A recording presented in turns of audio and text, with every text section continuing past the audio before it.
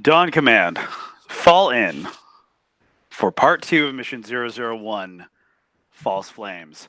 I'm your Marshal Eddie Doty. This is Operation Emberfall, a live play of Phoneix Dawn Command. I am joined by my fantastic cast, Wing 023. No biggie, the fate of the world is on their shoulders, and yours. Normally, so we're a 2-hour show, in case you haven't. Firstly, we are brought to you by QueueTimes. Uh, and happy birthday to Jake from QueueTimes. Happy birthday to Jake on the back end. Jake is a tireless soldier in the war against boredom and bringing you this channel. And no, but for real, legitimately, thank you to everybody here at QueueTimes. Really, really happy to have everyone here. If this is your first time to QueueTimes, if you're a fan of one of the players, or in the highly unlikely event you're a fan of me, and that's the reason you're here, hello, Aunt Carla. Go ahead and hit follow on the page here. Follow, you get push notifications. Make sure notifications are on. Anytime QueueTimes goes live, you'll get that friendly push notification that we're here. We're going to get into the mission in just a second, but last week was so action-packed, we didn't get to do a lot of the hellos and greetings and thank yous. I want to kind of toss to the cast. Is there anything cool happening? Anything you all want to shout out or anything? Anything cool or upcoming that you're doing? No? I have Okay, Elisa, go. Elisa, go. I'll just say 2 of the shows that are Sure. happening this week because it's crazy. There's too much stuff going on. This Friday, I'm in an improvised medical drama that premieres on twitch.tv/Ripley. We are improvising a show like like ER or wow, my brain is Grey's Anatomy. Yeah, the but yeah, we're like improvising that kind of show. It starts on Friday at 7 p.m.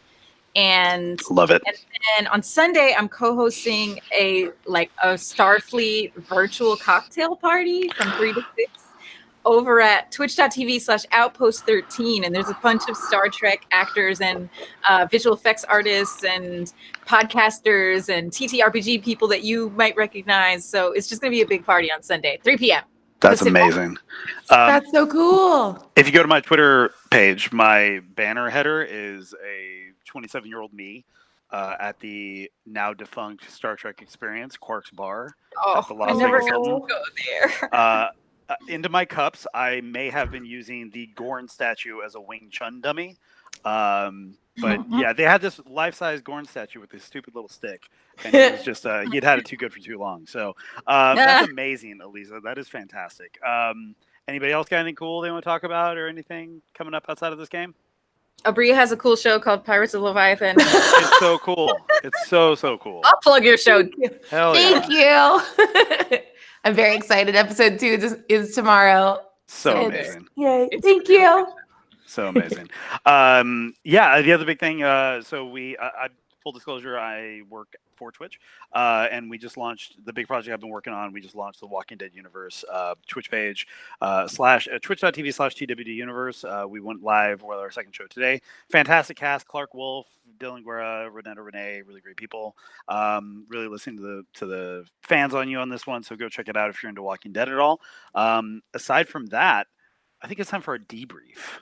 Ooh. So, for our audience, when we last left Wing 023, they had been dropped from the Imperial Flame, teleported magically to the Morning View Eyrie down in Sunset, which if you look at the map of Delea, it's kind of in the top part of the south. If you think of Delea as sort of an inverted C-shaped continent, it's kind of like at the top of the bottom there. From there, they proceeded on foot to the mysterious Loch Myongko Eyrie, where intermittent flame candle signals had been perpetuating for mysterious and unknown reasons. Upon arrival, they found an improvised device that was creating these sort of flickering candle flames in the Grand Eyrie to fire off. They found out quickly this was by design, and they were lured into a trap where they encountered a somewhat comatose and fear-drained Phoenix Adept who was being tormented by a Dread Knight. Upon some quick thinking, including the threatening/calming effect of a small murder toddler, along with the legitimate calming of a devoted Phoenix who was able to snap that fear bond, the Adept was no longer afraid and inspired, which caused the Dread Knight to reduce in power, upon which everyone dealt with it with a quickness But at the very end, the adept, who you now know, whose name is Callan, says to you, "They are coming for Morning View, and it is the Harvester." So we can start either there. Actually, yeah, let's start there in that moment, right where we left off. He says, "The Harvester." Starting off, Rama, why don't you go ahead and give me an intellect spread as soon as he says Harvester? Yeah, let's do that. So while you're doing that, and let's go ahead and so while she's doing that, Phoenix, if this is the first time you're joining us, card based, no dice, no rolling of polyhedrals, no clickety clackities. It is cards, 3 suits: strength, intellect, and grace. So all the skill checks will be one of those. And right now is Rama going through her 5-card hand to present 3 cards to satisfy the skill check. Rama, what do you got? Can I use my tradition to try to Yes, because you're from Scavia, and the Harvester is something associated with the fallen folk. So I'll actually give you a bonus 3 to this because you are from Scavia. Ooh, thank you. Okay, so card-wise, I've got a 4, a 3, and a 2. Nothing Beautiful. special here. Okay. So we've got 9 plus 3 is 12, plus another 5 is 17. 17, great. Okay. So, and by the way, normally if I'm prescribing a check, like if I say, "Hey, you have to get over this wall," that's going to be a 15. I'll tell you the DC. If there's gradating levels of success, then I'll just kind of ask you for your check, and then what you get is what you get. Cool. 17, what I can tell you is that there are different harvesters. There's a harvester of fear. There's a harvester of knowledge. There's a harvester of time. There's a harvester of hate. The harvester is a type of fallen folk that collects whatever it is it's after. I don't think it takes a ton of logic to assume that this harvester with this dread knight who is literally sucking the fear out of a human, that this is probably the harvester of fear. With a 17, I will tell you that harvesters had not been seen in Delea at all until about 4 months ago, when a harvester of fear tried to claim an eyrie in the north, in Scavia, where you're from. But as we stated in the last part of the first part of this mission, to see the fallen of any kind in the south is somewhat unheard of. And as far as you know, with this level of knowledge that you have, maybe the first time in recorded history that fallen has made it this far south. You're not quite sure. You're not quite confident to say that, but that's the direction you're heading in. Yeah. So he says the harvester, that triggers something in you. That triggers that knowledge. Friends, are any of you familiar with the fallen folk? They are a strong tradition from the north, where I hailed from a lifetime ago. If not, and then I go on to explain. You got a total look of confusion on this murder child's face. Yeah. But or at least it's like subtle confusion. I don't think she does big expressions. But they've got they're looking at you, waiting for the explanation. Yeah. And she just goes on to say, like, harvesters are collectors, hoarders of a particular strong emotion. My best guess is that a fear harvester is on its way, and the fallen folk are not to be trifled with. So they take our fear from us. And use it to power themselves, yes. Do we no longer feel fear then, if that is to happen? Do I know if that's how that works? That's kind of cool. Like, yeah, that does sound pretty great, actually. So I need an anxiety harvester, please and thank you. No, harvesters, they don't just collect for shits and gigs. I'll say that the totality of the intelligence that was gathered from Wing 018, which encountered the harvester originally about 4 months ago, some of the details around that are, I wouldn't say classified, but kind of for your eyes only, if it sort of pertains to you. So with that said, you're not quite sure, but you know that they're not collecting just because. Yeah. Yeah, I'd say only with a 17, that's probably the extent of what you know. Okay. Unfortunately, they don't take it from you. They just reap the benefits of it existing. Is Eddie? Can you repeat his name? Was it Callan or Callum? Callan, Calan. Right. If Callan's experience is anything to go off of, I can't imagine this is a friend. No matter how interesting this ability sounds. Callan looks up. Maybe I didn't make myself clear. You have to get there now. We should go. We should go. Yeah. Let's go. Head back down to the chamber. Okay. There were items there that you could interact with. I know, Rama, you collected the ashes that were out of the sort of flame box. Does anybody want to look, do, touch, feel? I want to check in with Callan before I exit the room. I'm going to say I'm going to be the last one to exit. Okay. But just, are you sure you will be okay here? You weren't so okay the first time around. Oh, what makes you think I'm staying here? Good. And then she turns around and goes after her wingmates. Yeah, he goes over to the corner where he's picking up a backpack and just muttering to himself. And she just wants to make sure that he's taking care of himself. Cool. That was her one act of kindness to get into heaven. Oh, good. Done. Okay, so you go downstairs. Anybody want to do anything before they leave? We're gonna Skyrim our way to Morning View. So yeah. Can we collect a candle and bamboo box and take those with us? Give me a grace check. Great. I can give him on grace check. You know, and if you want like a teammate to aid you, I'll make it we can speed it up or whatever. But if you want to do it on your own, that's totally fine too. I think I can do it on my own. Cause I can do. Yeah, let's do it. I'm doing a grace check. I got a 4, I got a 4, and I got a 3. Oh, great. So that's 11. Yeah, that's enough. So what you do is you look at it, and with your Bagnach, I can't get over how badass your talent is. With your Bagnach, you're able to essentially, you know how kind of like when you move and you got to break down those boxes and you get the knife and you're just like immediately collapsing. You kind of do a version of that. Like you got the mechanical gutty works of it and you kind of like put that in your empty haversack, and then you're able to take the things and kind of like fold it and break it down and put it into your ruck. Yeah. So you're good. Each of your LBEs have like a small empty pouch for just general storage.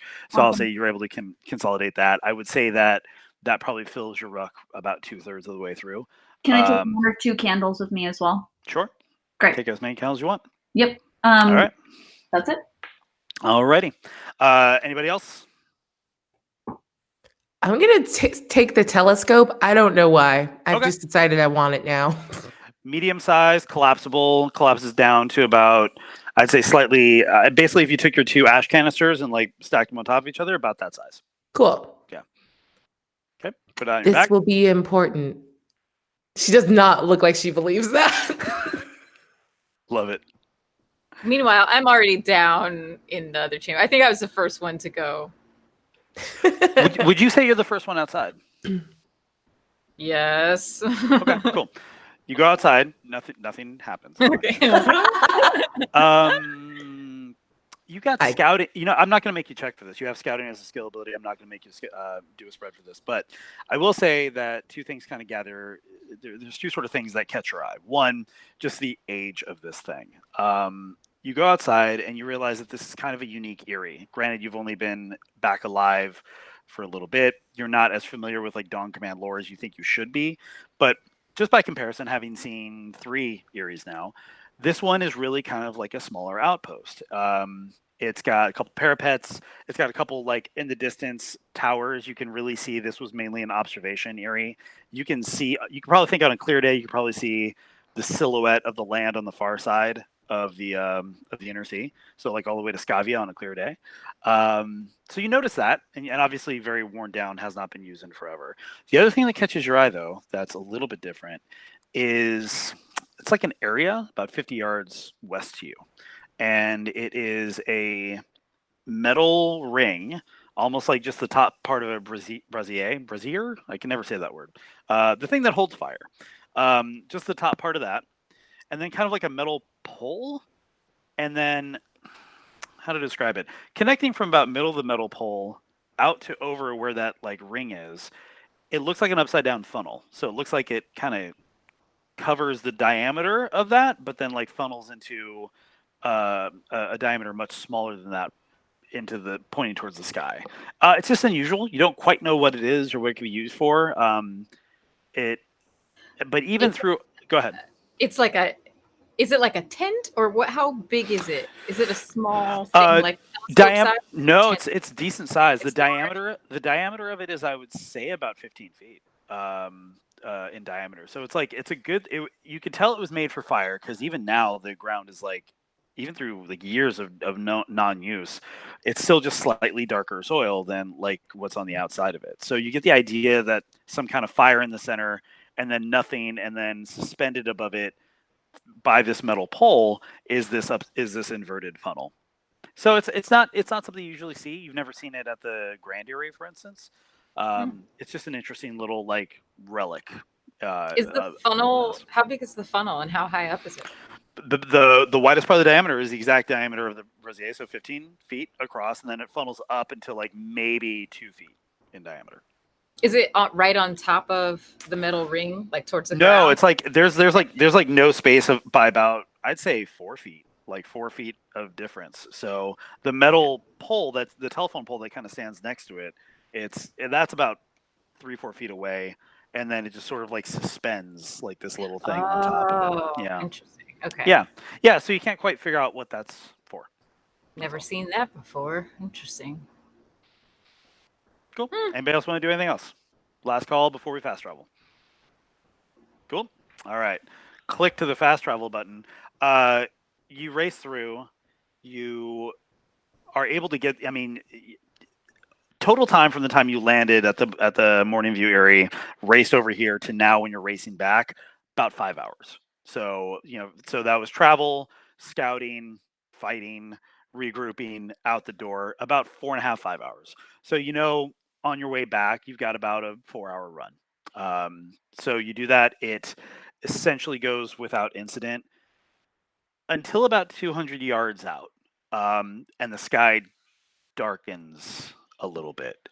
And it's weird. The vegetation seems shorter now. And then you get closer and closer and closer and closer. And when you get to about 100 yards out, it's like a different damn building. It's not quite the Upside Down, but the sky is almost completely dark over it. And there is a mist on the ground coming from, like emanating from the Morning View Eyrie towards you. Now, when you left, you didn't really take time to look back and sort of notice what it looked like.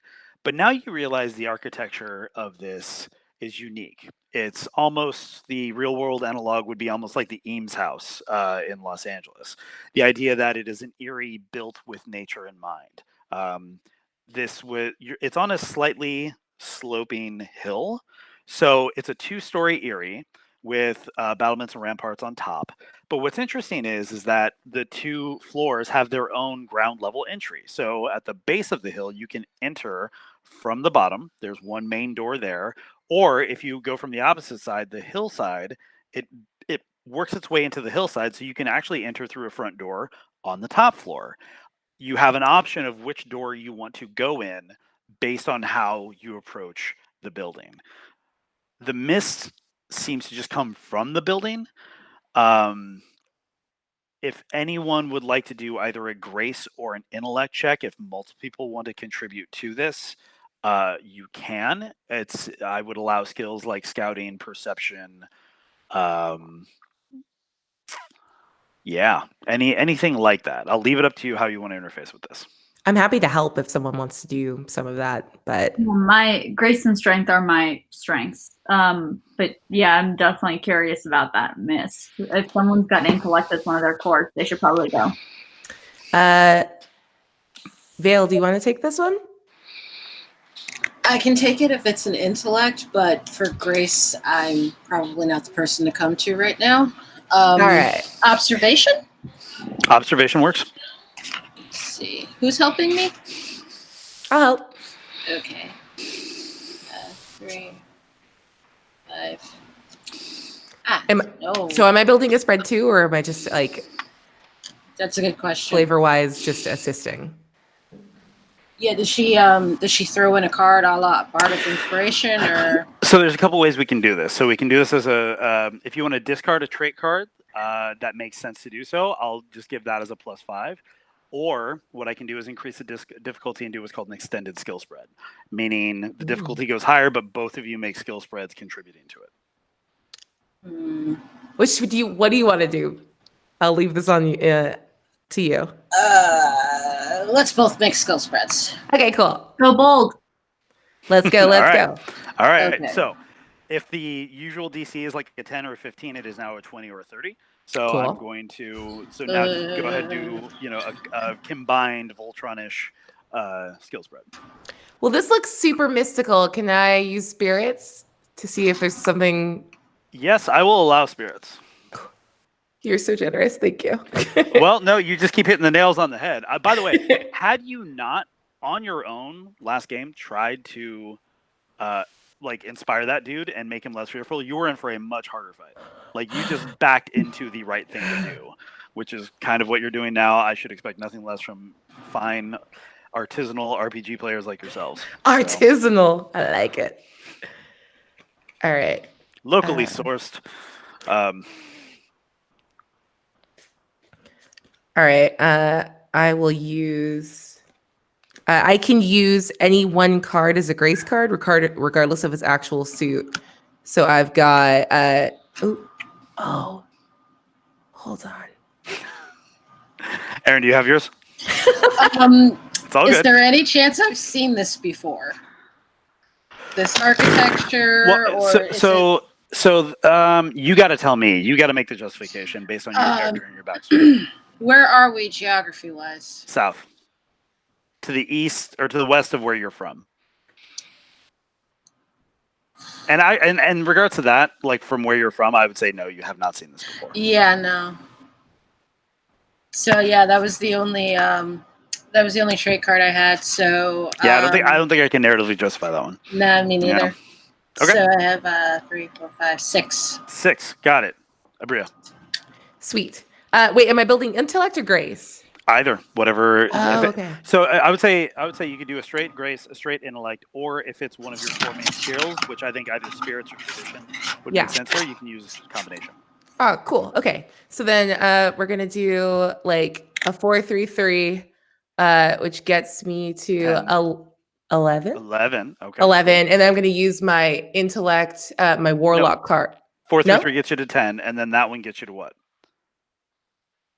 4-3-3 gets me to 11, plus 5 for spirits gets me to 16. And then can I put my intellect card in? 4 + 3 is 7, + 3 is 10. Then Oh my 5... god, I can't do math. It's okay. It's okay. Jeez. It's okay. And then plus, it's okay. I do the same. What a shit. nightmare. I do the same shit. And then no, because I was like, do I not know No, math? I argued so hard for math. I don't know. Okay, it's okay. So, Bless. it's all good. I love y'all. So that gives you 15 plus your. What is your trait, by the way? What does that say? So this is warlock. It's Ooh, yeah. The fallen folk. I'm gonna give you 5 for that card. Okay, sweet. Yeah, so that gets you to 20. All right. And then plus Aaron 6 or 8.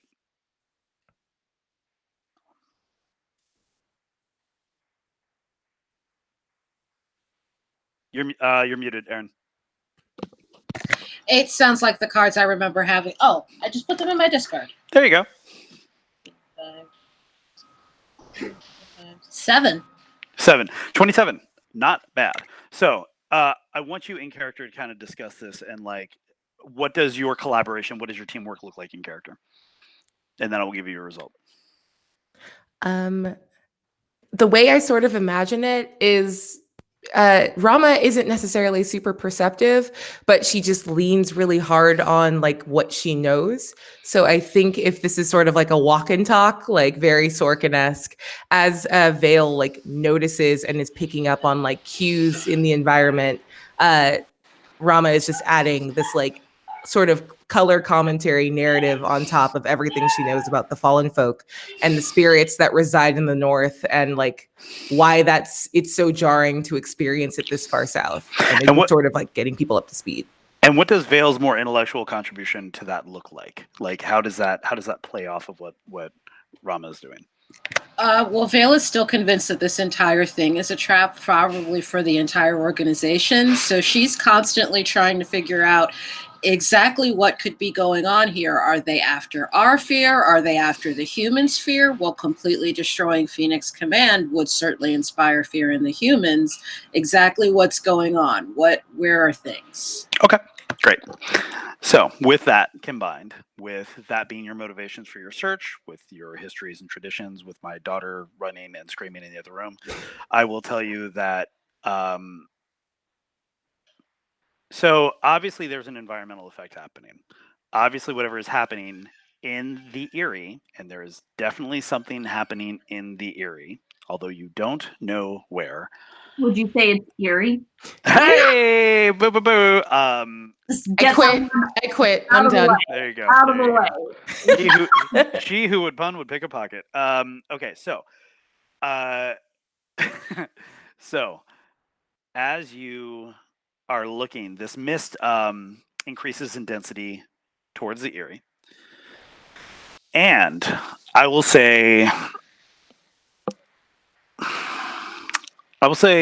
Rama, you're remembering bits of lore you heard in your youth, tall tales, metaphors, parables, really,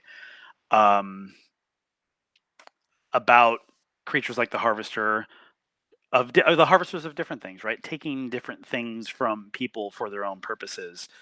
And you remember a couple lines in like a sing-songy, ring around the rosy style cautionary tale of the fog being where the feelings live.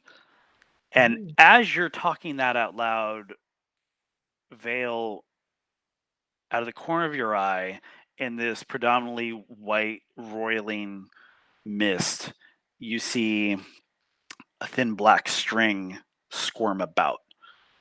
So much so that if this were water, it would look almost like a leech, but it is neither of it is not that. It is something inside this sort of primordial soup of mist. It's something dithering about, heading towards the Erie.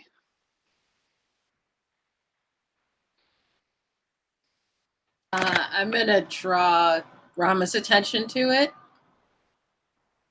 Okay. Have you seen that before? I don't think I have. Okay. Everything I know is metaphor. It's story.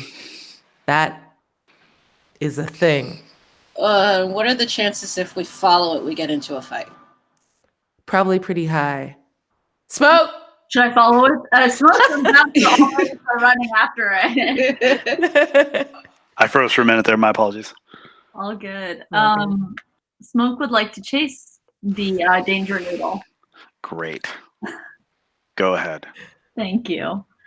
So you chase it, and it's going towards the building at a speed. Go ahead. In terms of just like observing the way it does it affect the area around it? Does it seem like it's gliding, or does it like leave like a snake imprint? No, it's almost like I'm gonna make a cooking analogy, as I often do. If you've got like a flour dredge and you're like adding some seasoning or some spice to it, and then you like mix it, and like you see how that like line of pepper or whatever like gets mixed into the flour, Yeah, and like disappears, it kind of looks like that. interesting. Okay. So Smoke is not necessarily going to try and like tackle it. Then it's more of a follow.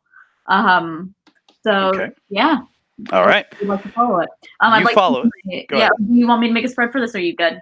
I'm good with you following it Great. Perfect. without a spread. You follow. If you're just casually following, you can keep pace with it. If you wanted to gain on it, interact with it in any way, I would say you have to make a check. But I will say for the rest of your wing, they just see smoke dart out Yeah. in pursuit. I was going to say smoke, probably don't rush in, but I only got, yeah, all right. And I'm gonna say every 10 seconds, you hear like a whistle. Like I can't whistle but imagine like a bird's whistle, like just every 10 seconds, as if like smoke is trying to tell you where he is. Just a little, because smoke's going in the mist. So bird whistle, you hear it, and you can track me that way. Okay. So that happens. Yes. What's everybody else doing? I'd like to follow behind Smoke, maybe like 10 paces or so, just kind of back them up, kind of be there as a buffer, or if I need to jump in case stuff goes down and they need some backup. Okay. What's everybody else doing? I'm just going to try to use my talent to shed a little more light on the situation. Okay. That's where we're going to take our break. No! I want to know what happened. I do too. But we're gonna take a 5-minute break, and then we're gonna come back, and my special guest star, my daughter. So there we go. Yeah. So we'll go a 5-minute break. Jake, let us know when we're off camera, bud. And with that, you are in pursuit of a shadow in the mist. By the way, for the audience at home, my daughter has now joined us. You will hear things. It's just a matter of what and when. You don't have to deal with the smell of her recently devastated diaper, but that's my cross to bear. So, you were in pursuit of a shadow, of a glimpse of a thin, slimy, gross, slithering mote of something. When your light hits it, Rama, I'm not even going to make you check for this. It very much resembles the shadow bond that you broke. It's not quite the same. But if an evil Gestalt spirit had a phylum or genus, it would probably be in the same group as that. Okay. So, with that in mind, you chase it. Again, you can keep pace with it all the way up until its journey to the Eyrie. If you wish to overtake it, you need to make a check. And what I would like you to do as a wing, as you're sorkening, walking and running and pursuing, is have your characters talk about what your decision is going to be. Do you two have eyes on it? I have Yeah. eyes on it. Yeah. I'm wondering if it can sense us. Does it hear us? Does it see us following it? Do you Do we want get to? any indication that it has senses with which to detect us? Are you asking me or are you asking your wing? I'm wondering aloud and also asking you. Okay, so after Smoke has followed it for a certain amount of time, I think that she is going to try and gain on it at this point. In fact, they want to step right into this thing's pathway. Give me a physical check, please. Give me a strength check. I'd love to use my athletics for this as well, if possible. I will absolutely allow that. Okay, thank you, Eddie. And you know what? Because okay, so we're gonna go ahead and start with my 2 in strength. I'm gonna use my bitter bond to make this brace a 3. I'm going to go ahead and say that because I am jumping into this situation with little little understanding of what I'm about to do, I'm gonna say that's a death wish. Right? Very accurate. Do you think I can stack reckless on this as well? Um, Or do you think that's too similar to what Death Wish is? you can stack whatever you want. Yeah. Yeah. In this thing, reckless or death wish makes sense. If you choose to use those here, you absolutely can. Perfect. I'd like to use both. Okay, so in that case, then I have a. Let me say this. Okay, let me say before you do this, Yeah. before you make your choice, to simply jump in front of it and catch it. It's not some gigantic thing you have to do. I'm gonna say you only need to hit a 12. Oh, perfect. Okay, I don't know if I'm so- going. You know what? I might hit a 12. Let me double check real quick. Actually, I hit exactly a 12. Yeah. And okay, so note to me which cards you use. Okay, Get so the 12. right now I used my 3 in grace using my Great. bitter bond. Okay. I used a 2 in strength.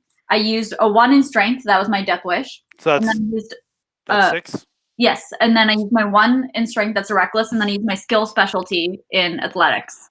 Okay, yeah. So I would say so that's 12 on the dot. Okay, yeah, you're right. All right, cool. Go ahead and put all those in your discard pile, please. Perfect. What does that look like? What does it look like when smoke catches up and gets there? So what Smoke is going to try and do is right now they've kind of been I mean, this was their whole experience in the Crucible, right? Is really sticking to the shadows and going into combat with whatever would appear from the smoke. And so I think that for them, this is in many ways like what they've been doing for centuries. So I think that it's like staying low to the ground, like almost like hugging the mist, and then doing like a tumble roll so that they land right in front of where they predict the path of this danger noodle is going to be, and almost like looking it in the eye, like as if it were a snake, right? So if its path is coming right to towards them, they want it to make impact with them. You do all of that beautifully. Beautiful. You land right in front of it. It's slithering. To answer your question from earlier, Elisa, it did not seem to track or notice any of you. It is free flowing in this mist. It has a general direction it's trying to achieve. But what you notice, Smoke, is that as it's within 4 or 5 inches of you, almost like a magnet, if you knew what a magnet was, it makes contact. Can I say just a second too late? Yes. Hey guys, I think it reminds me a lot of that tether. So don't let it touch you. Huh? Oh. Don't let it touch you Yeah. as it comes into contact with. Like, Smoke is in mid backflip as you say, "Hey guys," and you make contact. Smoke, your vision goes completely dark. Oh boy. Okay. And you feel cold, and you feel alone again. And you're back in the Talu house. And you are confronted with your absolute worst fear. Honey Bear, get that out of your mouth. Baby girl, what you got? Oh, that's Cinnamon Toast Crunch. You're fine. So, my greatest fear. My daughter's swallowing a coin. So,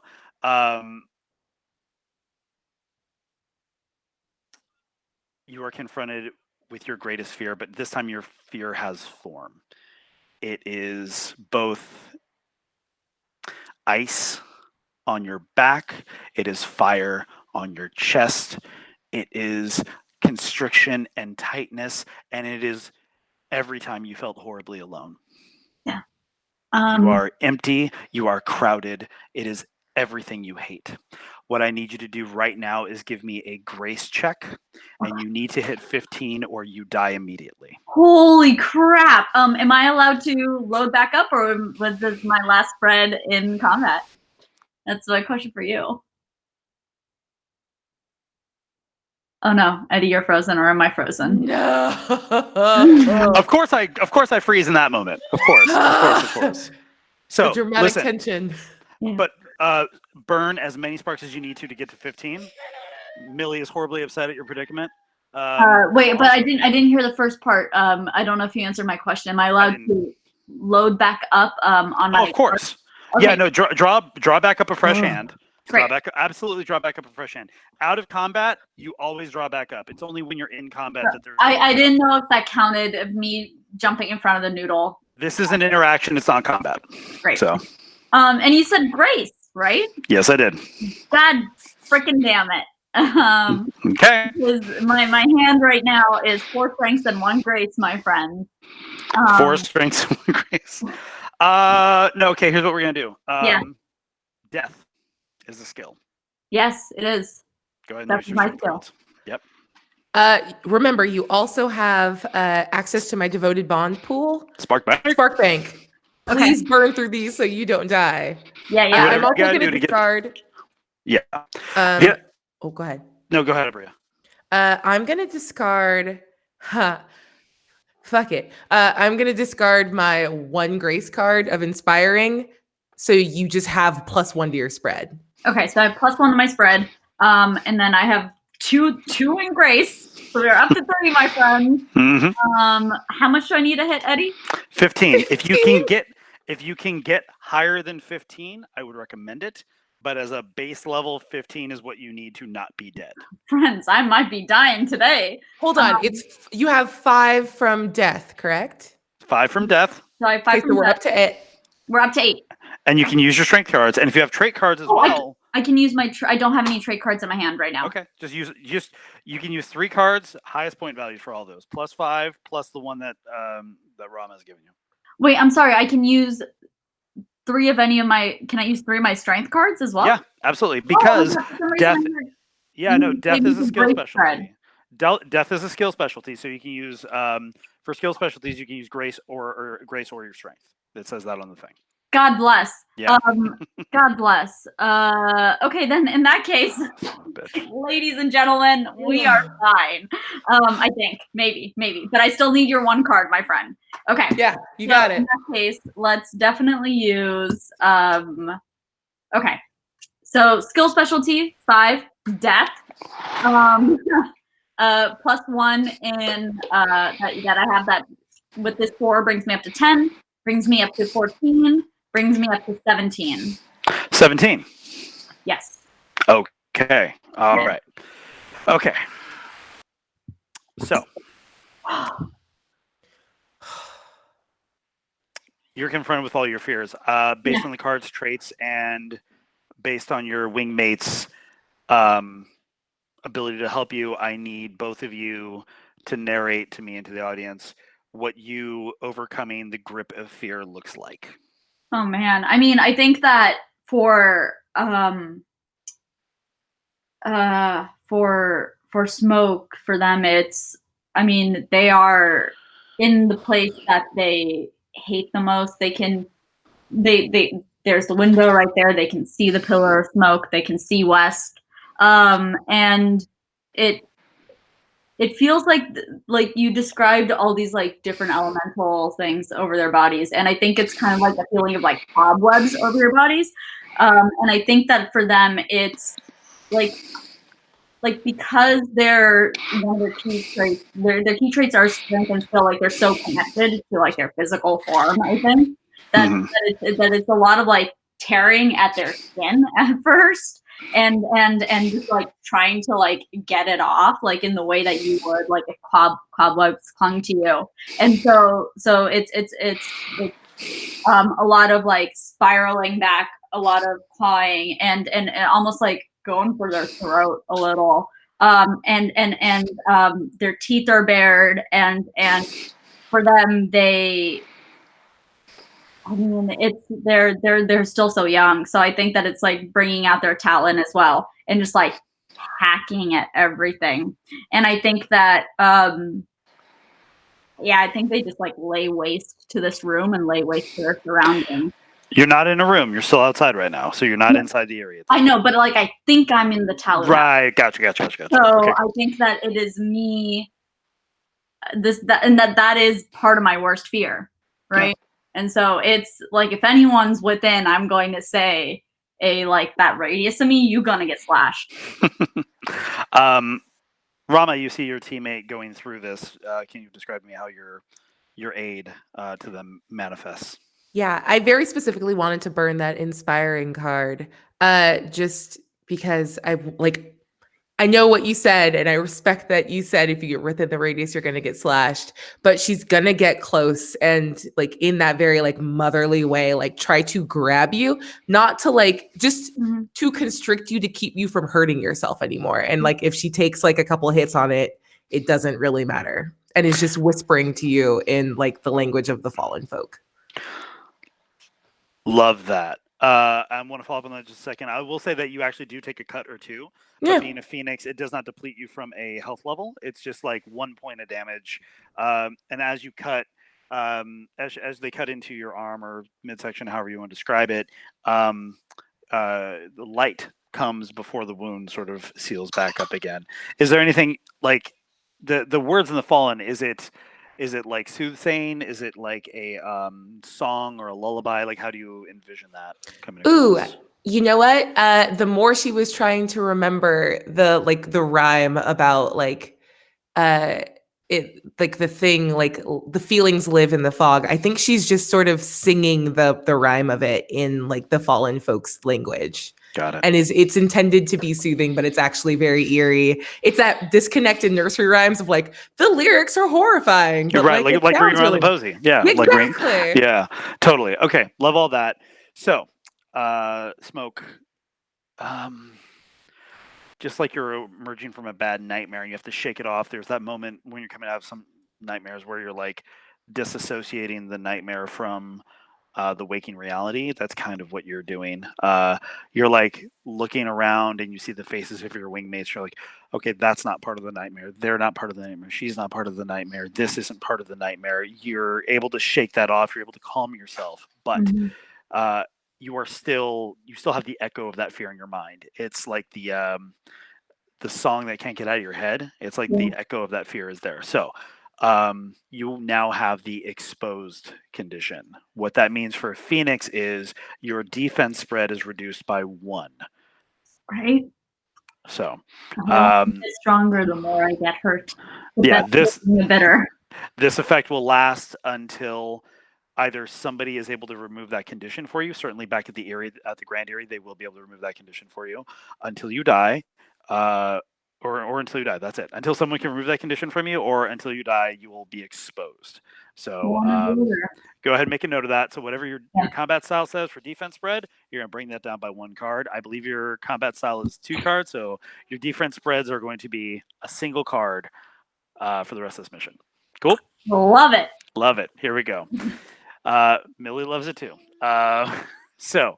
Oh wait, actually, quick question. I'm so sorry. Yes. When you say for the rest of the mission, does that re-up at dawn or literally the rest of the mission? However, well, I mean, literally until you get back to Pyre. Okay, until copy you that. get back to the Grand Eyrie. Cool. Or if you get inside, perhaps maybe one of the adepts, the mortals who work in Dawn Command, perhaps one of them could help you. You're not sure about that though. Well, how do I feel? Like how in terms of exposed? Like what does that mean? Do I just feel more vulnerable? Do I feel, or is it's the song stuck in my head? That's what you said. Okay. Do you ever try to tell yourself I'm fine, but you randomly shiver? Yes. Yeah. Yeah. Yes. Okay. So so now the good news is you have actionable intelligence coming out of this, which is there weren't too many of those black slithery things out here. And you intoned that it was making a beeline for there. So it stands to reason there are more of them in there. And you have a choice. Upstairs, downstairs. You can approach from either door. A quick non-check observation will make it clear that both doors are unlocked. Do not touch them. Yeah. If we're going inside that area, I don't think we have a choice. Unless somebody's got a plan. Or Yeah, can we go back to Pyre. Can we do a quick huddle? Because I don't know. Who knows? That place could be packed with those squiggly things. There's only 4 of us. I don't know. I know we're supposed to die and come back a lot of times, but this doesn't seem like good math to me. Fear. Do we have any like, knowledge about how to take these things down? Like, what's a weakness? Can I do an observation check? Go right ahead. Can I see if there's been any attempt to flee? Go ahead. Before I answer that, Elisa, go ahead and finish your question. Which question? You were about to say something as Aaron was saying something, so I wanted to make sure I heard you as well. I wanted to see if we could get information about their weakness, if we can find out what kills these things. You don't know enough at this point. I'll just tell you that straight up. There's no check that we can do to try to find out more information? What would Crash's scouting of the building look like narratively to figure that out? I think she would just go around it super fast. Literally just do a perimeter check, but like very fast. Actually, yes. Like do that. Flash. Aaron, go ahead and do your check as well. Okay.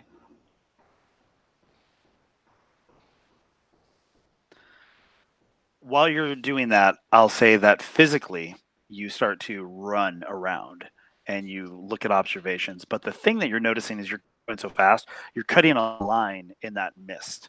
But as soon as you cut a line in that mist, it almost organically tries to, kind of like sea sponges. If you break down sea sponges of different colors into fiber and like put them in a jar, they'll reform on their own.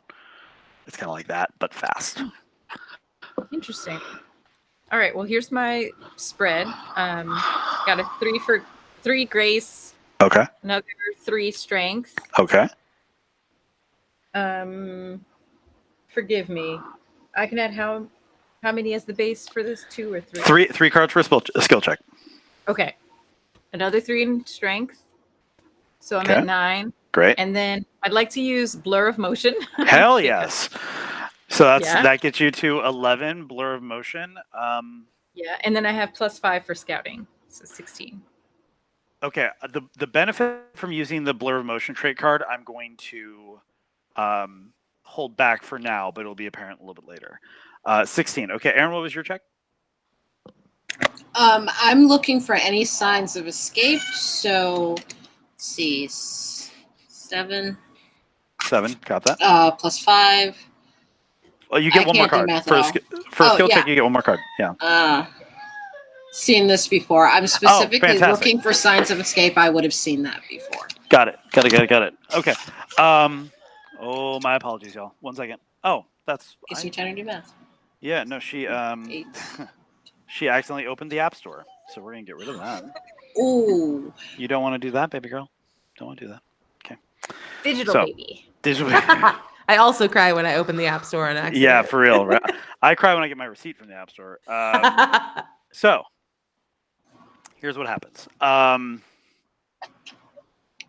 You both have very different approaches to this. Elisa, you're learning a lot just by running and seeing the outside of this. When you get up to the top of the hill, there's a small window that you can like peer into, and you can tell that the top floor was where the flame chamber was. That's where you came out of. You came out of the top floor. So you didn't necessarily index that you were on the top floor because you were able to leave on a ground level. But indeed, where you jumped out of was the top floor. And after doing a couple laps, you almost like make, I forget what they're called, but like the lithographs, like those little animation wheel things, like in the early days, you are able to sort of like get data just by doing lap after lap after lap around it and sort of like piece together in your mind a pretty clear picture of the top floor. And it's empty. Top floor is empty. Bottom floor, not so much. Windowless, seems almost more. Obviously, there was nothing important that you had to interface with on that bottom floor because you didn't go down there. So you were able to, like, you don't really, less about what's on the bottom floor. Top floor, you're reasonably certain is empty. Bottom floor, not really any quick idea. Now, Aaron, what Vale is able to intone is you're just looking at the doors. Like, you take more of like a leisurely stroll up kind of like squat down, leaves just roll down, you look down. The doors are completely fine. They're unlocked. No, the 2 points of egress and entry are standard. No sign of forced entry, no sign of escape. The ground, like the good news is that when Crash does her laps around it, she's clearing patches of the mist in consistent enough areas to that where you can see, okay, there's no horse hooves, there's no tracks of any sort of wagon or trailer or anything like that, and there's no like significant foot trotting on this. It looks more or less standard. So there's no demonstrative evidence of anything wacky going on aside from the mist and the murder sky. So with all that said, that's some actionable information that you have now.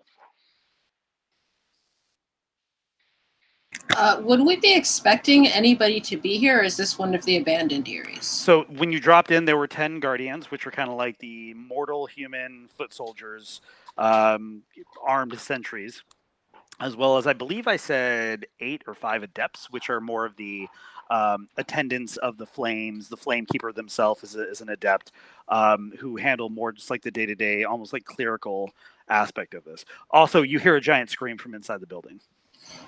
Here we go.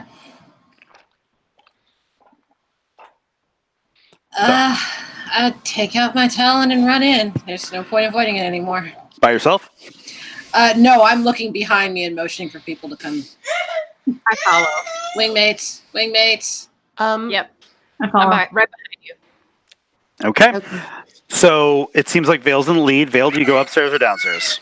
Oh, Honey Bear, hold on one second. I'm going to shout out while we're running towards the building, Vale, I'm going to shout to you. The top floor is clear. I don't know about the bottom floor. Okay. Just as an FYI. Then I'll go for the bottom floor. I'll definitely be pulling up the rear. I think I'm just objectively the slowest in the group. Okay. Yeah, I think that Smoke is also staying close to you right now, Rama. Cool. So just so I heard correctly, everyone's going to the bottom floor or top floor? Bottom. Floor. Got it. Okay. Bottom floor. And can I get a marching order, please? 1, 2. 3. 4. Copy that. Vale. You go to the door. Give me 1 second.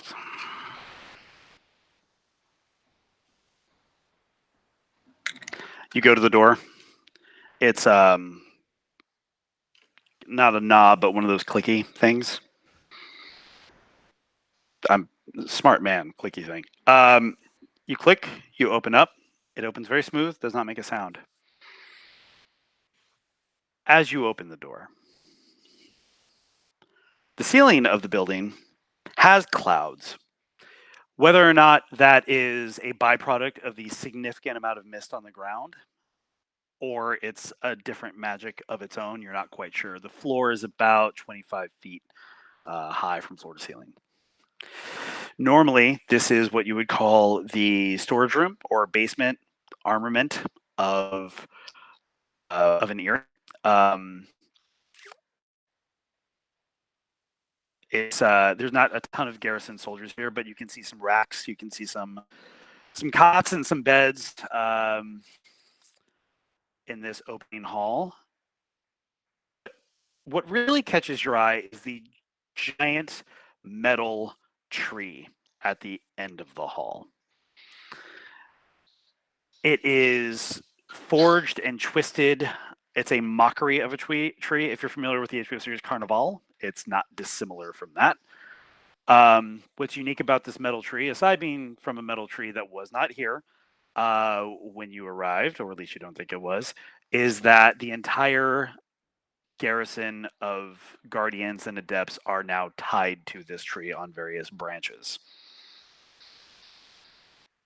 At the very top of the tree is a crystalline orb,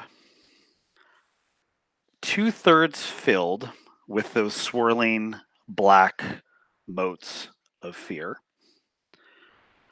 They are emanating, content warning, slight body horror, they are emanating from the various guardians and adepts and the flamekeeper who are bound to the trees in various uncomfortable looking ways. They are all alive in a semi-conscious state, and that is observable. They twist and writhe and moan.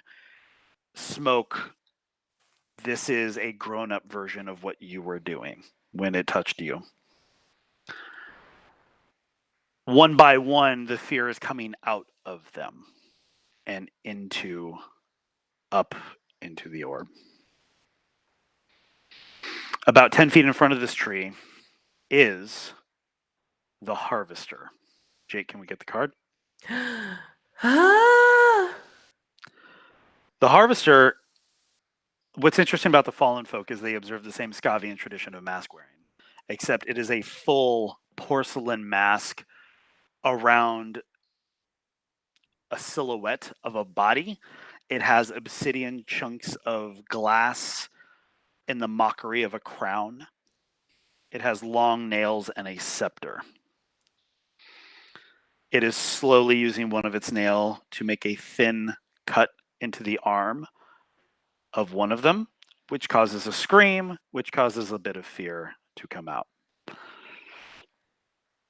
I just screwed up the orientation of that. I'm so sorry. He is next to the tree.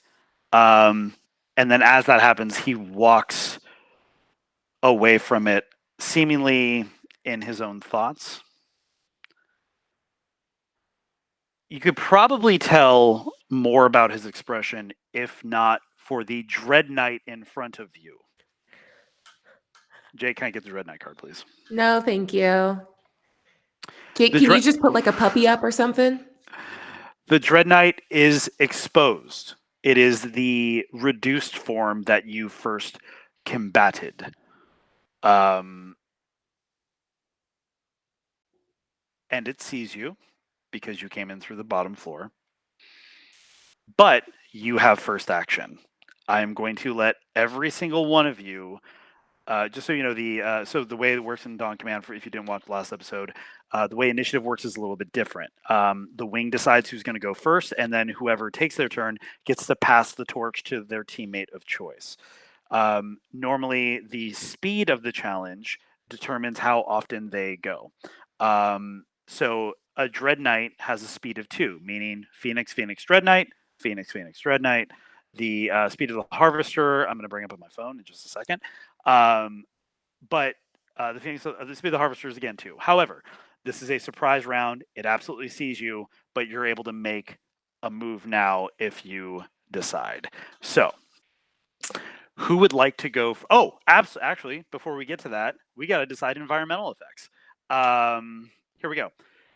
These are the environmental elements. Normally, the wing contributes to this, but for this one, 4 of these I'm going to determine, and the last 2 you are going to determine. So, on either Notepad or some other note-taking device of your choice, the environmental elements in this room are the Tree of Pain, which is what that big tree is called, the Layer of Fog, discarded chains, and a pool of blood. So, for those who are not familiar with Phoneix Dawn Command, these are environmental elements that our Phoenixes can opt to use as part of their attack, defense, or skill spread. If they do so, they get to draw a card immediately. And if they incorporate it in really cool narrative ways, I give really cool narrative bonuses, whether it's brutal damage or status condition or something like that. So those are the 4 that I see. The last 2, I'm just going to pick at random. Eliza, what do you see in the room that you'd like to interact with? And don't say like a fallen killing device or something. I had a player try to do that once. The Dreadnought gun. Dreadnought gun. We're in the Erie. I see some lanterns on the walls. Great. Empty lanterns. Everybody go ahead and add empty lanterns. And Aaron. You're okay, honey. Aaron, what do you see in the room that's there to be interacted with? I'd like a broken pitcher, either a pitcher of wine or a pitcher of water. Love it. Broken pitcher. Okay, cool. All right, so there's your environmental effects. So here's what I'm just going to say mechanically for this thing. There's the other thing I forgot to mention, this fog that's on the floor, where there was only one or two of those fear motes in there outside, the floor is, there's a few more. So getting across from one side of the room or the other is going to require a grace check. How far into the grace check you get is entirely up to you. So if you want to stand and swang on this Dread Knight, be my guest. If you want to go straight for the Tree of Pain, be my guest. If you want to go, I will say this, it is clearly obvious that crystal orb is of great importance. Obviously defeating the Harvester is going to be of great importance, but at the end of the day, how far you make it is going to be more a function of the success relative of your skill spread. Baby girl, what can I do for you, honey bear? Where did you put your pacifier? Okay, she's going to join me for a second. So, what would everybody like to do, honey bear? While you decide, I'm going to get her a pacifier. Yeah. Sounds good. I'm not saying that the way that we defeat the dreadnought that plagued Callum is the way we should go about this, but I think that we should use what we learned from that. We didn't defeat that dreadnought, though. It's right in front of us. Well, No, the one that was plaguing Callum back at the other area. Yeah, isn't that the one that's in front of us? It's shrunken still. Oh, I it think might still so. be shrunken. Yeah. But Yeah. basically, we like subdued it there. Right. yeah. And so are the orb has some more of those swirly things and it's being fed fear. I'm wondering Yes. if we smash the orb, will that cause chaos, bad chaos for them or bad chaos for us? Only one to find out. Yeah, Hello. Rama's definitely gonna just say, like, let me try to do something with, the tree feeding the orb before we smash the orb. Okay. You've got about 5 seconds before this Dread Knight takes a swing at you. Yeah. Is it the same dread knight? No, Okay. But it's That's interesting. diminished size. it's been exposed. So it has the exposed condition for a challenge means its armor its defense is reduced by 2. So traditionally the Dread Knights, I believe, have a defense of 4, and I think those are down to 2 now. I could be wrong about that. Let me check the book. I see 4 on the card. 4. So it's down to 2 then. Mm-hmm. Great. So Okay. you gotta make a move. Who wants to go first? I'd like to use my speed to get to some type of vantage point, like maybe behind the Harvester to the other side, so I can be attacking the Harvester from one side while you guys take, other positions. So yeah, if that's cool with everyone, I'll do like a run up the wall and around the wall thing. Love it. Hell Yeah. yeah. All right. So Crash, you're going first? Yeah. Awesome. Go ahead and give me a skill spread, a grace check. All right. I got 3 grace. I got 4 strength.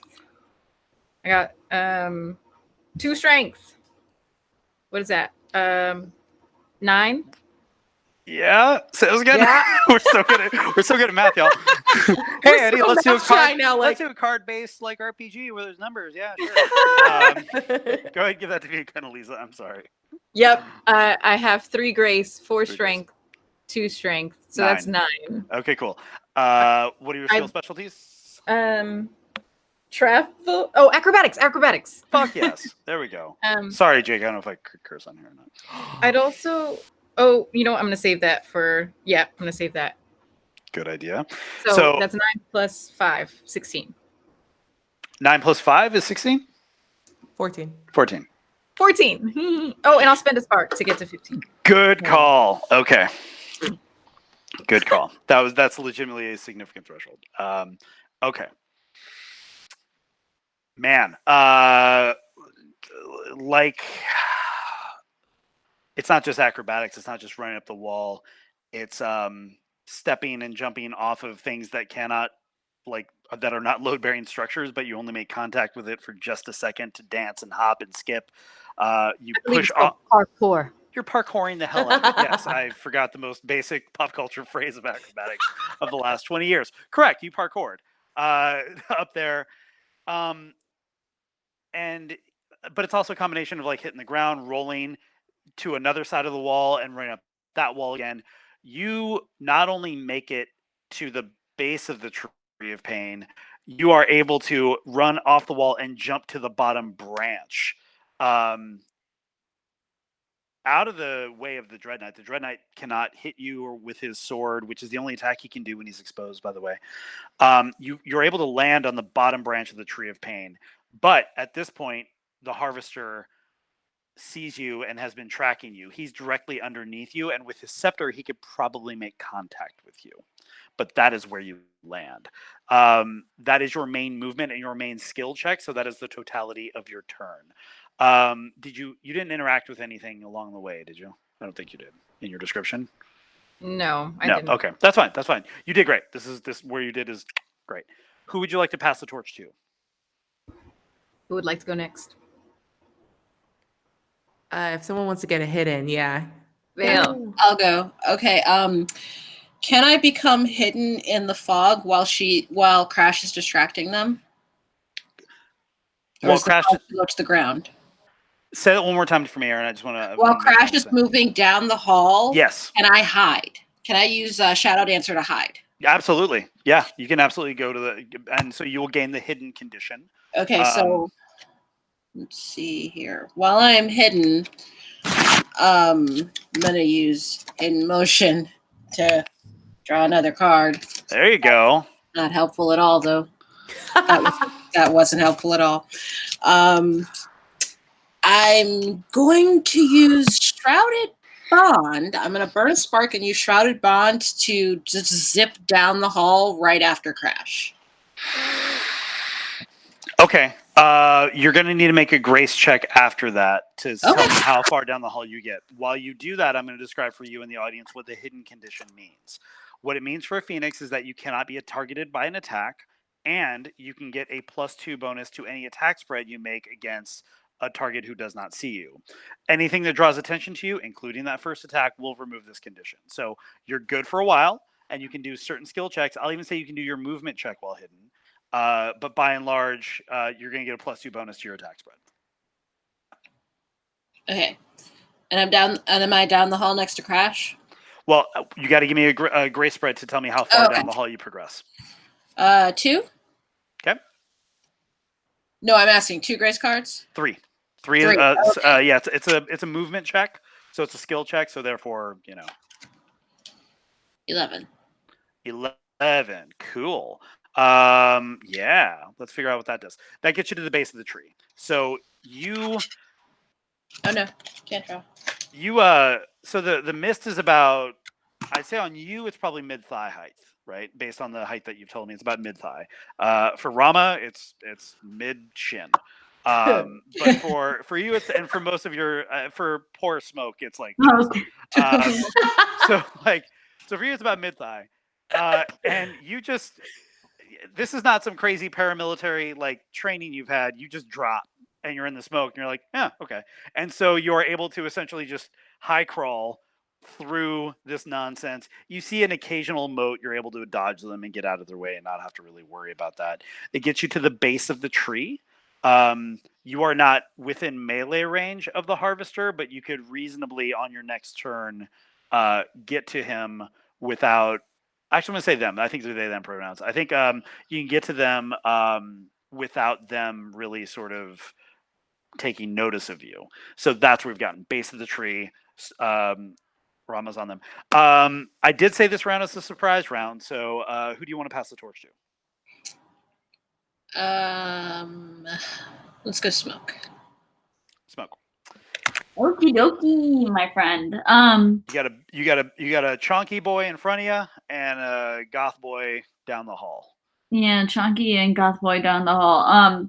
Man, I want to climb that tree though because that's such a good, like that's what Smoke's good at. Is there anything else worth climbing in here other than that tree?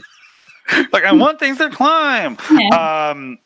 Not really. Okay. You could climb a couple of bunks, but that will very much not be the most optimal use of your. Where are these discarded chains in relation to that tree? I'll say they're by the door. I think they're utilitarian chains. I think they're like. I don't think they're nefarious. I think they're just like chains for boarding up a door. So I'd say they're right by you if you want to use them. For boarding up the door. Yeah. Okay. And you said Goth Boy is outside the door? No, everybody's inside. Everybody's inside the room. Yeah. Dang it. He's down the hall. Okay. Goth Boy's down the hall by the tree. Tree and Goth Boy down the hall. Great. Man, I think I'm gonna climb the tree too. Give me a grace spread. We're all getting on that tree. Okay, great. And so in that case, you have athletics, yeah? Can I use my skill specialty of strength and shadow and use athletics there? I'd say athletics is your most practical means of getting down the hall. Great, perfect. Okay, so with that, I'm using this 2 in grace. I'm gonna use this 3 in strength, this 2 in strength, and then I would like to use my my misspent youth card, but it is basically when you use this card in a spread, draw 2 cards, place one of those cards back on top of your deck. Okay, so I'm gonna go ahead and do that, and hopefully. Why would a misspent youth be? I'm asking because yeah. How just so describe to me what part of your misspent youth is used to benefit you here? I was an unruly child, and when I should have been inside studying, I was outside climbing trees. Yeah, makes sense. So there you go. But also, fast forward a few years, I was no longer climbing trees. I was trapped in the crucible, and I was learning how to survive. So this is also part of surviving. So either or, pick whichever youth you want. I like misspent youth for the card. I think that's great. Yeah. So give me the total number on that. Okay, great.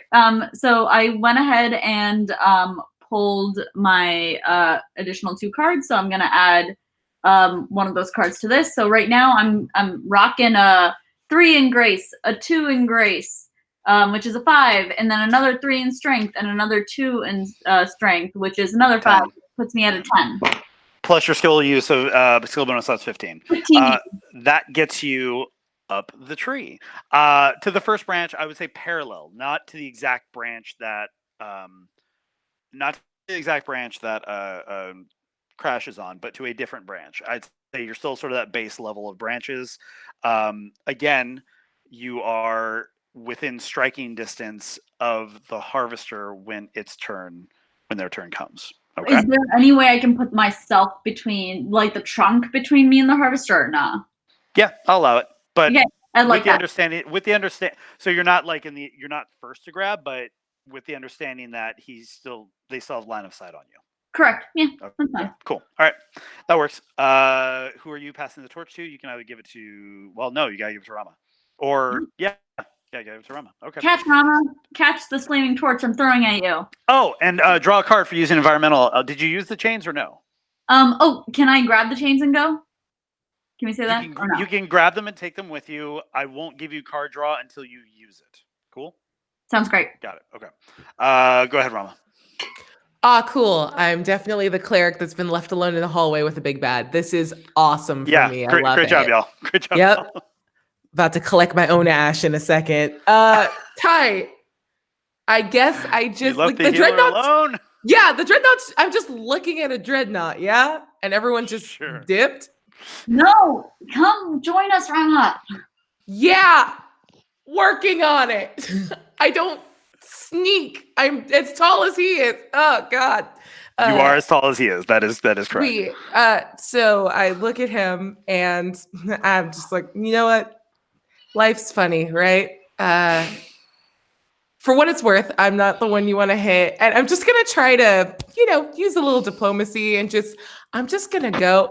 Honestly, I'm not the one you want to fight. Like, I've got a lamp. This isn't what you want. This isn't what we want.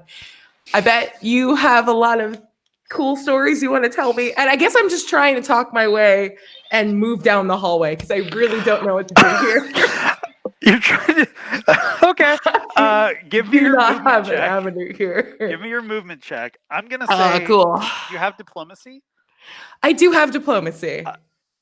The nice thing is I have a man. very cool card that Yeah, go ahead. if I'm attacked. No, there's no one else over here with me. So I can't be charming like I Got it. want to be. I'm Got just it. like, Got it. "Oh." Go ahead. Go ahead and give me your grace spread to move down the hall. Okay, cool. Oof.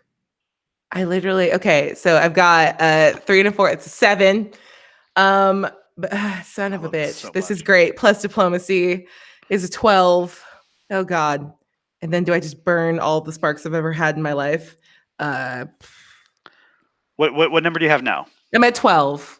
Okay, look, it's not a end of the world situation if you don't Yeah. if you don't hit 15. No, All it's right. pretty funny. I No, like if you this. get- if Yeah, you I get just stopped for 12. No, listen, if you get to the 12, you get to the Tree of Pain. So Yeah. the Dread Knight can reach you on his next turn. Yeah, probably. Okay. They would be able to reach Vale if Vale was not hidden. So so there's that. Okay, cool. So now it's the top of the next turn. Rama, you get to decide who you pass the torch to next. I'm going to say that at the top of this turn, because you got the surprise round, I'm going to do both of theirs first. And we're gonna start with the Dread Knight, and the Dread Knight is in pursuit. Yeah. And to gain that distance, he's going to use the entirety of his turn to make a movement to get to where you are in his exposed state. That's really all he can do. He can't quite get enough time to attack. So he'll attack on his next turn, which is after 2 Phoenixes go. But the Harvester sees all this happening around him, and he sees 2 Phoenixes sort of land where they are. And he sees both of you, but almost like a magnetic pull, their eyes go to you, Smoke. And you hear an inhale from where its nose would be. And an interesting thing happens when it speaks. The ambient sound in the room tone goes quiet for a second right before it speaks, so that all you hear it say is, "Don't worry. The louder you scream, the longer you'll live." And he raises his scepter at you, not in physical striking distance, but they raise their scepter at you.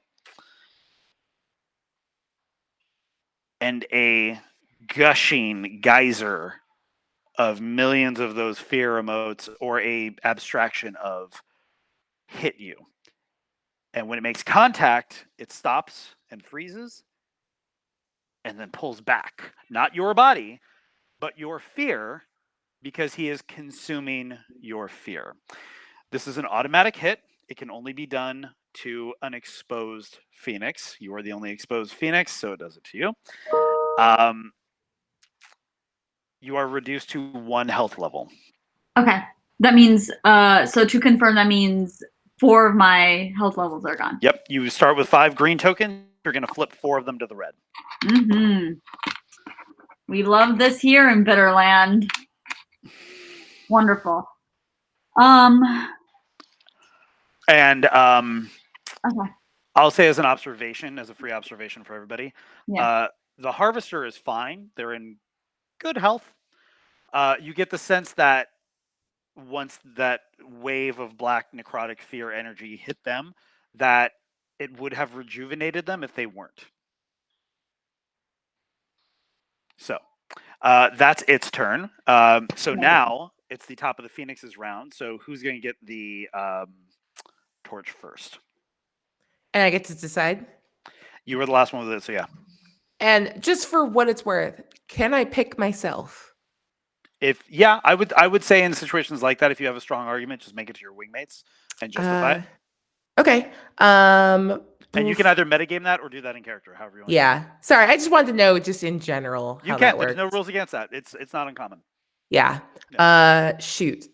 No, I want Crash to do something, but I do say like I need to do something about that, and then I just point at Smoke because that sucked. I will say this just really quickly, just Rob, because if we were in person, I'd put health tokens on the card right now. I can't do that because COVID. Okay. So the Harvester has 3 health levels. 3 of them are 4, and the final 3 are 6. So you gotta do 4 points of damage to burn those first 3, and 6 points of damage to destroy those last 3. And it does go in order. You're gonna burn through those 4s and then those 6s. Cool. Cool. All right. And its defense is 6. Okay. So you gotta. So, and to confirm, you're passing the torch to me, right, Abria? I think you broke up right on my internet. Oh, did I not say? I wanted Crash to do. I need someone that Crash. can do a hit to do a hit. Yeah, perfect. But I Great. want it to be clear that Rama's like, I want to do something about that, and then points at Smoke. Yeah. Like I don't want it. Like Abria doesn't want to go twice in a row because that feels shitty. But like, Yeah, and Smoke does not back down from being hit by this thing. He growls. Like you hear like straight up growl from Smoke. That no backing down. Wounds make them stronger. cool. And so but to Crash. Yeah. So, and Rama, am I getting the sense that you want to go after me? I would super like to. Yeah. Got it. I just wanted to be clear. I didn't know if you wanted Yeah. me to do something about Smoke or you wanted to just go No, after I've got a thing Okay, to do got a with plan. Smoke, All but I right, want cool. someone else to go first. Last thing for Smoke, you've also lost a spark. And I'm gonna turn the volume down on YouTube Kids real quick. I love this show too, honey, but I gotta turn this down. There you go, baby. Okay. All right. Okay. let's go for So, it. And by Crash. the way, Abria, you picked a good night to not have a heart out. So Yeah. Oh my Okay. God. all Okay. right. go right ahead. Okay. So Crash is perched on the bottom branches of the Tree of Pain. Is that right? Yeah. Okay. So Crash is, and knowing that the Harvester has their eye on me and on Smoke, obviously, I'm going to take out my Talon. Okay. And I want to. I'm have to decide very quickly between the scepter and see if actually the Harvester's probably not facing me, right? Because they were facing Smoke. Correct. Yeah, their eyes are not currently on you. Correct. Do I see, like, so there's the mask. Is there something behind or underneath, like a soft spot and neck that can maybe receive damage? At this range, you're noticing that their entire body, aside from their mask, is a solid, massive shadow. Oh, Yeah, So but there's it's no- shadow given shape. So there's form to it. You punch it, it makes an impact. But it's not like constructed parts of bone and sinew. This is just solid shadow and spirit. since there's no guarantee that hitting the shadow body will do anything, I'm actually going to go for the scepter because clearly that scepter has power. So I'm going to take my talon. Okay. All right. I'm going to take my talon and aim and try to shatter that scepter. Are you throwing it as a ranged weapon? Yes, I am. Okay, you're I gonna know, burn I a got spark to do. spark. You got to burn a Yeah. spark to do that. Okay, but go ahead and make Okay. your attack spread. This is cool. All I right. like this. I don't think anyone's ever done this before. Get it. Cool. Hope I can make it. I'm about to homebrew some rules. I have my 2 grace for attack. This is Thrill Seeker, so I get to. This is only 1 point, but I get to pull a card for it. When I use it in a defense spread, regain 1 spark. Ugh, I've been wanting to save this for defense. I'm gonna use it now. No, I'm gonna save it. Okay. Save it. All right, so instead I'm gonna use. Nope, sorry, I have to use it. All right, using that one, so that's 1 for grace. Okay. Being 2 grace. That means I get to draw another card. Yep. Go right ahead. Good. 4 grace. So this is my attack spread now. Can I use Hunter as a trait card? Absolutely. I am hunting that You're scepter. hunting the scepter. Let's do it. Okay, this card has a value of 5 when it's used in an attack spread. So Yes. 5, 4, that's 9, 11, 13. Is that right? Yeah. I funnily enough don't think any of my skills apply here, but this is kind of a skill, Hunter. I'm at 13. I'd like to spend. Can I do the Spark Daddy thing? There you go. Spark Daddy says, please take 2 sparks back. Thank you. So You're I spend welcome. 2 and I get 2 back. So I'm at 15. I want this to be a super hit. I'm going to discard Savior. And I say, destroy it. Add 5 to your spread. Oh, Jesus I'm at Christ. 20. You're at 20? Yeah. Okay. Wow. Okay. So you're at 20. All right. Okay. And what are the trait cards you've used? The trait cards total I used Yeah. Hunter, which gave me an attack value of 5, and Grace Thrill Seeker. Thrill Seeker and Hunter were the trait cards. Thrill Seeker, Hunter, and was there one more? Nope. Just I had a 2 and a Thrill 4 Seeker, that Hunter. were just regular. All right. What I'm doing now, and for the audience, I'm interpreting that narratively into how it manifests. So the numbers are the numbers; they'll do the damage.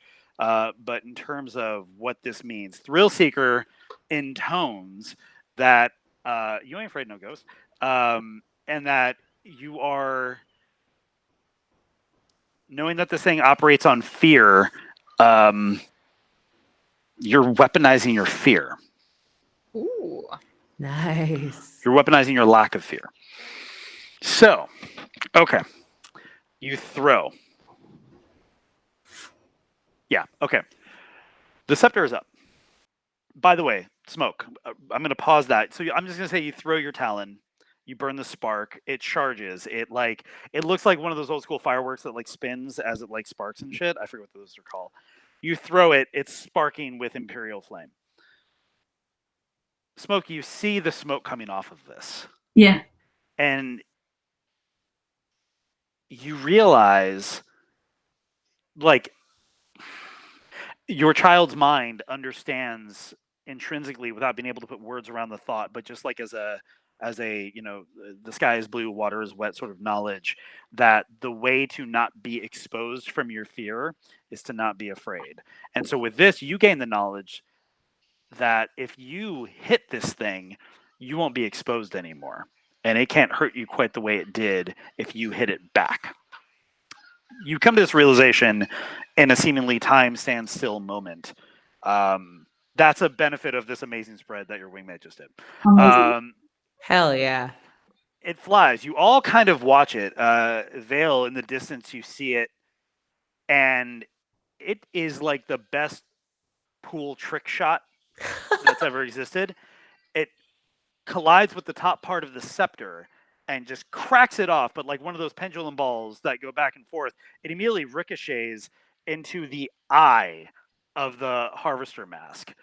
And like the glaive from Crawl, you're able to call it back to your hand as soon as it does that. But it causes the fallen or the harvester to writhe in pain and a shriek that sounds like the most discordant chorus you've ever heard in your lives. You do brutal damage to it for 20 points, which means it's lost all three of its 4-level health marks, and one of its 6. Hell yeah. Also, you have destroyed the scepter, which means it cannot use the cruel scepter attack. And the Karate Kid song is stuck in my head now. It cannot use the cruel scepter attack anymore. So you are not susceptible to its melee attacks. However, as a reaction to a precise slicing attack that took and by the way, pulling it back didn't make matters worse. The eye hole has now cracked across where the bridge of the nose would be, making one sort of like oblong, misshapen, singular eye hole, of which black ooze immediately sprays in all directions and from all parts of its body. This is what's called a fear burst. All of you are now exposed. Smoke, you are already exposed, but you lose a spark from this double exposure. Yeah. So that is a one-time reaction from a threshold in damage that you have. Wow, you ripped that up out of the ground. Okay. That is a reaction. So it's a one-time reaction. So from this happening, will other things cause that reaction? Maybe. I don't know. I do know I'm not telling you. But that is its primary reaction to this sort of threshold that you've made in significant damage to it. It has 2 health levels with a value of 6 left until it is dead. Wow. Okay. So that was Phoneix. So was that So okay, no, this is the first. So Crash was the first at the top of the That was turn. the top of the round. Yeah. Crash, who would you like to pass the torch to? I'm gonna pass it back to Rama. By the way, if you want to go next, make your voice known to your wing. If you have a good reason to do it. Smoke, based on your school and combat style, being this close to death, you are capable of unleashing ridiculous amounts of damage. So ridiculous amounts of damage as well. But also, I have chains, and I want to tie this guy to a tree. Fuck yeah, do it. Yeah. It's gonna be an attack spread with the chains. Go ahead and give me a standard attack spread and dial in whatever traits you can. Okay, can I? Ooh, I could use a fear or athletics for this. You tell me. Narratively. I kind of want to, like, athletics makes the most sense, but I think that fear is so flavorful for this moment right now. It's juicier. So I would like to conquer the fear of just being exposed. I think that when you are bitter, you got to get hit, and you still got to keep fighting despite it. And so I think that she sees her friends get battered with this exposed trait, and I think that's gonna fuel her. For chat, this extra audio you're hearing is my daughter's toy. I made a disclaimer at the top of the show. We're all dealing with it. She also just farted really loud. Sorry, baby, not to call you out, but that's why I just kind of smirked. On blast. She so farted really loud. That's why. Mm-hmm. Blaming your child.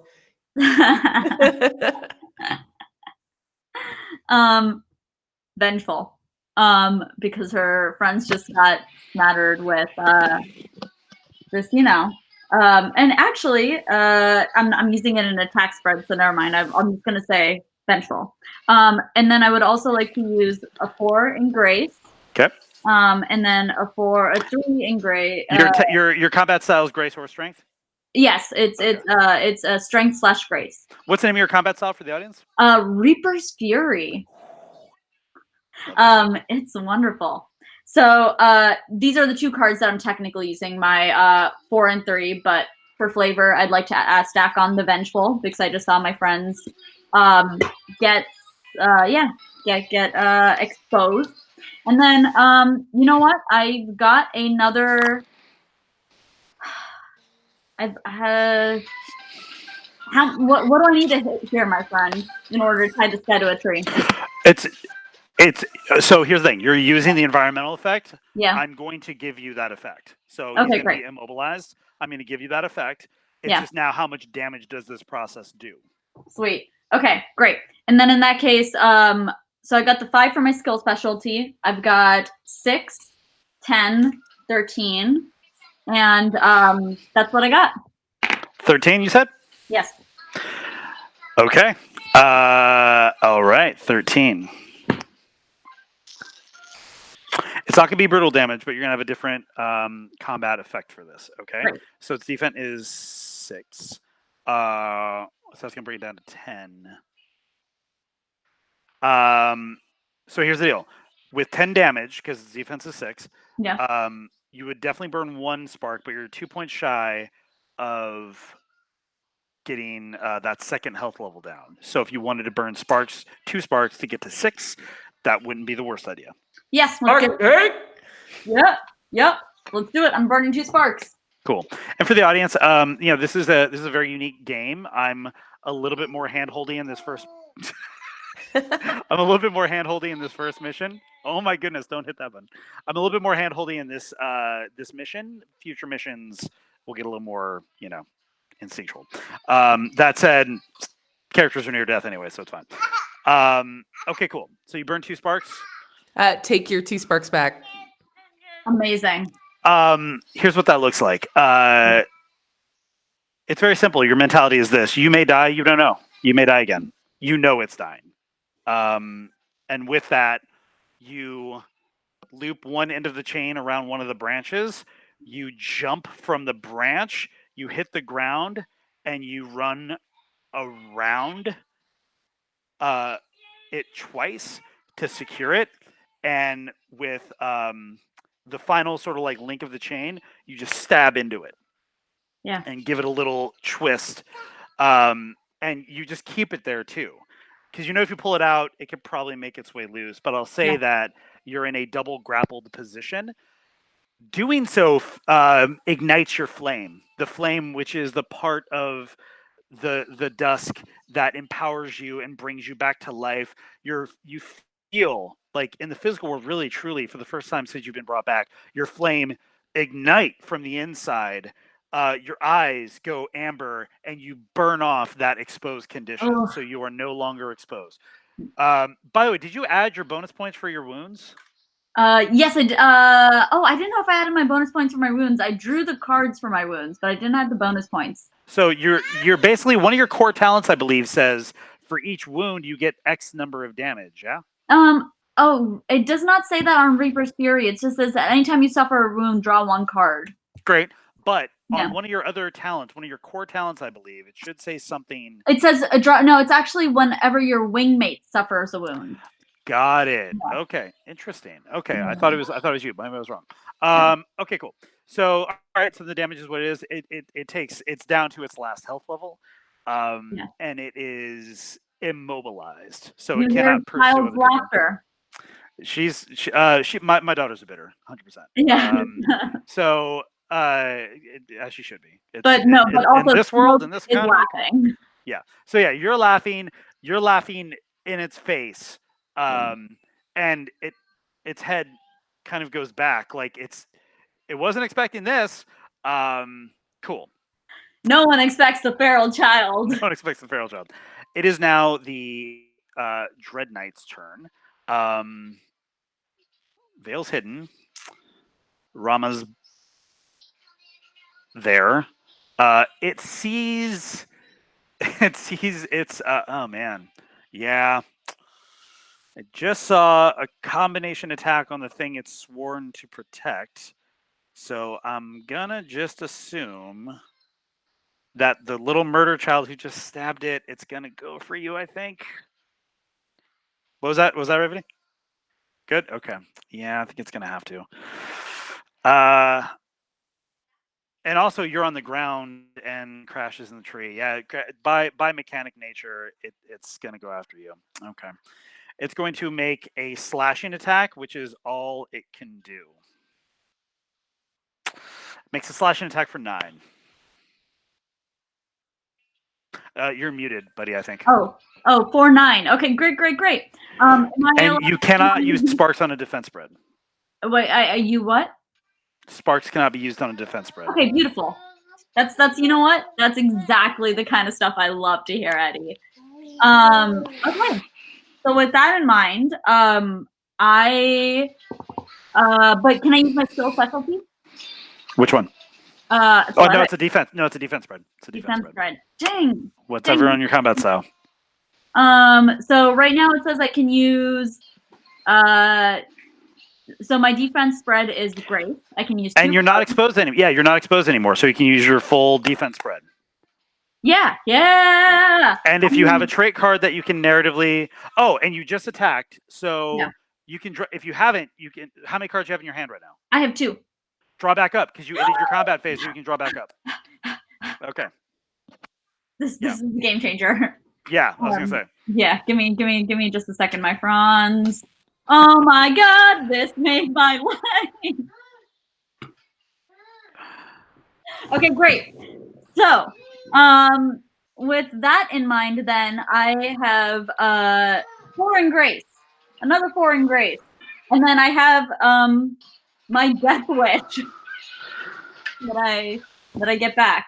Oh man. Can I use my Death Wish? You got to tell me how a Death Wish improves your defense. That's a narrative thing. You got to figure out. And I'm not gonna lie to you. I'm a bit. No, that's skeptical. You know what? You are absolutely fair. Without that, I do have another just 1 in Grace, so I might just use that instead. What's that card though say? That one's Vengeful. No, but here's what I'll say though.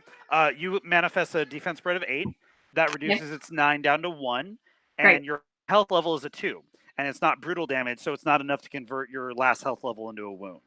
So it slices you, but it's not able to do anything significant in terms of damage. Okay. All right, so really quickly, I'm going to ask Jake if we have permission to go a little long. Okay. Absolutely. All right, here we go, kids. All right, so yeah. Yeah. So it slices at me. It slices at you, and it sees that it found the blade found purchase. Its jagged metal tore across your back, but it didn't end you. And you hear almost like an angry snort come from the back end of this helmet. Everybody else good on time? Are we good? Yes. I want to make sure we're good on the wing. Yes. Okay, cool. It's not gonna be some crazy overrun. I'd say an additional 30 minutes at most. Beautiful. All right, cool. With that in mind, if it snorts at her, she wants to snort back at it. take a spark. Man, thanks. All right. Cool. Who do you pass the torch to? I'm gonna pass it to Vale. Oh, actually, no. Hold on. Oh, I'm sorry. It's the harvester's turn. Sorry. It's the harvester's turn. Scepter is damaged. It is hurting. None of you or the rest of you are exposed. Okay. Okay. Crash, if you're there. By the way, I really appreciate Elisa's lighting. It's very on point. with It's her so character. good. Yeah. So it's okay. So Crash. I'm here. It's okay. I can hear you. So the harvester is weakened, staggering, top heavy. It seems, but its eyes go to you, and with black ooze kind of coming from its now singular eye hole, it just looks at you, and again, the room tone goes to pure silence, and it just looks in your eyes and says, "Drown." And with that, its entire face content of liquidy, shadowy, inky fear hits your face at once, just like I hit my microphone, and overtakes you to where you cannot breathe. You are now exposed. Your health levels are reduced to 1. Baby girl, yeah, we're going to turn that down, honey. So go ahead and flip your health levels to 1. And you were exposed before. So yeah, health levels to 1, and that is its attack. You are able to shake it off, but not for very long. And I'm going to mute while you decide who you pass the torch to. It's Smoke's torch to pass to someone else. Vale. Oh, Yeah, I got nothing here, guys. I'm having a really bad drawing day. All right, what have I got here?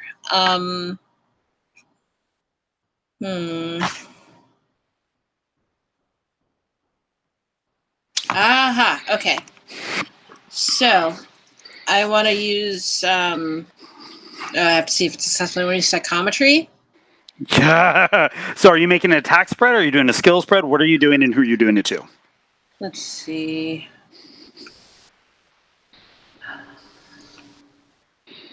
Psychometry is a fundamentally broken card, and I love it. Yeah, well, it's most broken if I use it as a skill. Yeah, and you are in combat. But that said, if you want to just create something out of magic that has an effect, or learn something, and you can justify a skill spread here to you or your wingmates, I would highly encourage that. But if you also just want to beat something until it's dead, punching something in its face is never a bad idea per se. It's probably not going to be effective here, based on what I'm holding in my hand. Got it. Well, you make the best choice that makes sense for your hand. Okay, I'm going to actually go with a skill check. What are you trying to do? Tell me what you want to do first, and then we'll check. Can I also just jump in and say it's on your turn? So if you want to pull a spark from the spark bank, you can draw 2 more cards. I will do that. Cool. Teamwork. We're down to Thank you. 2 in Spark Daddy's bank. That's better. That's better. Okay, all right. So I am still going to use psychometry, but now I should have a successful attack spread. Okay, hopefully. So 4 intellect. Actually, can I use extensive training? Ash would have given me combat training. Can I use that as a trait card? Yeah, I would say that. I would say here's how I'll justify that narratively. You're hidden, so that your training is specifically how to get that surprise attack. So I'm defaulting to my assassin training. Exactly. So and remember, because you're hidden, you're gonna get +2 on whatever thing you're gonna hit. Okay. So 4, 5, 6, 7. The 3 in grace is an intellect. 8, 9, 10. Now I should be able to use psychometry. And I'll burn the 2 sparks and make him vulnerable. Okay. So let's go ahead and do the point total of that attack. Oh gosh, okay. 4, 5. Oh, I was supposed to draw a card. That's not helpful. 6, 7, 8, 9. You know what? I'll burn a spark to bring it to 10. And now he should. Oh no, 10, 11, 12. And now he should be vulnerable. 12 damage total? Yes. If he's still alive. Yeah. So my version of how you want to do this is Did I go for the eyes again? how do you terminate the target? You know what? The eyes worked really well last time, so I'm going to pull my talons out. So the shawl that I had around my neck is going to fall to the ground. And I'm just going to zip at him and stab him right between the eyes. Love it.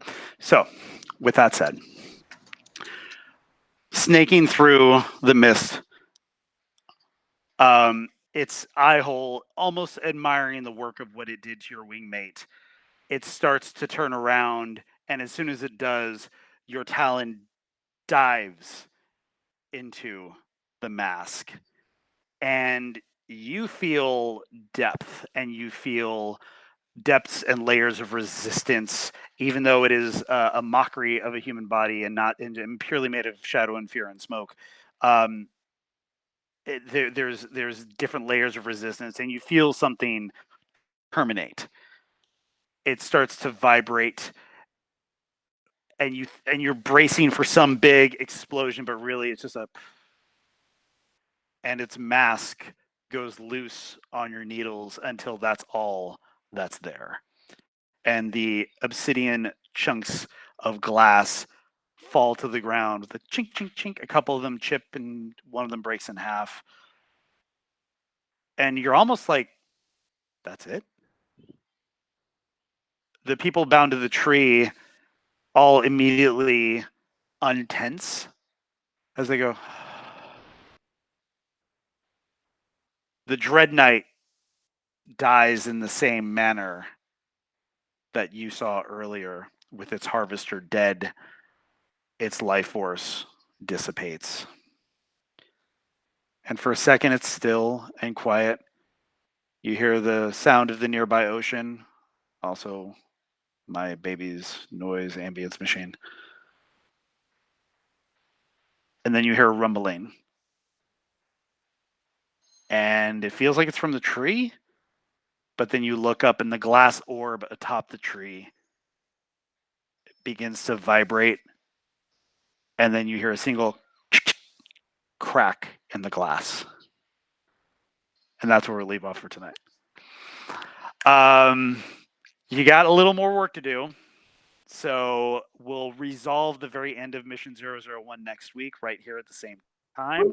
We'll deal with the fallout of this, whatever it may be. We'll report back to Pyre for a debrief and prepare for your next mission.